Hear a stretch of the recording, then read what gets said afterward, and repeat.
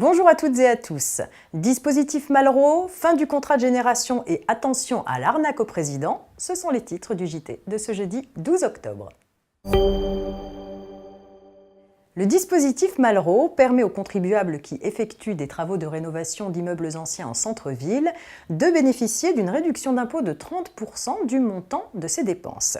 Ce dispositif a été amélioré de façon significative l'an dernier. Une instruction récente commande ces dispositions qui s'appliquent aux dépenses de restauration immobilière réalisées sur des immeubles pour lesquels une demande de permis de construire ou une déclaration préalable de travaux a été déposée à compter du 1er janvier 2017.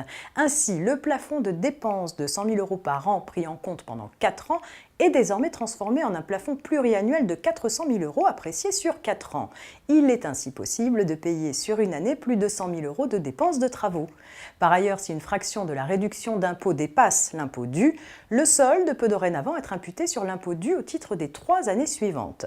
Enfin, l'octroi de cet avantage fiscal est étendu à tous les locaux destinés à l'habitation après réalisation des travaux, quelle que soit l'affectation d'origine de ces locaux. On enchaîne avec la fin du contrat de génération. Créé pendant le quinquennat de François Hollande, le contrat de génération avait pour objectif d'inciter les entreprises à embaucher des jeunes tout en maintenant en emploi les seniors.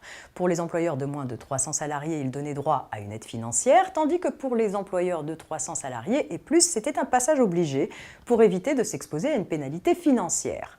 Le dispositif est abrogé à compter du 24 septembre 2017, mais les aides dont la demande aura été formulée avant le 23 septembre seront versées dans leur intégralité. Et pour terminer, attention à l'arnaque au président. L'escroquerie aux faux ordres de virement, appelée également escroquerie au président, connaît depuis quelques années une forte recrudescence. Les établissements qui en sont victimes subissent de lourds préjudices pouvant s'élever jusqu'à plusieurs millions d'euros. Le mode opératoire des fraudeurs est toujours le même. Le fraudeur contacte le service comptable d'une entreprise en se faisant passer pour le président de la société mère ou du groupe. Le contact se fait par courriel ou par téléphone via le standard. Après quelques échanges destinés à instaurer la confiance, le fraudeur demande que soit réalisé un virement international non planifié au caractère urgent et confidentiel. Le comptable sollicité s'exécute après avoir reçu les références du compte étranger accrédité. Dans ce type d'escroquerie, les fraudeurs préparent minutieusement leur approche des entreprises. Ils connaissent bien l'entreprise, son activité, ses projets, notamment grâce aux informations disponibles sur Internet.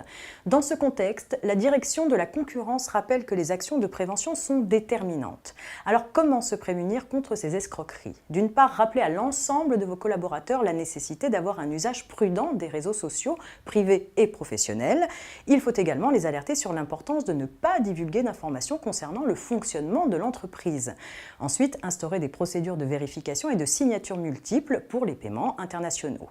Bien sûr, il faut maintenir à jour le système de sécurité informatique. Un dernier point pratique, pensez à accentuer la vigilance pendant les périodes de congés scolaires. Le JT, c'est fini pour aujourd'hui. On se retrouve demain vendredi pour un dernier point d'actualité juridique avant le week-end.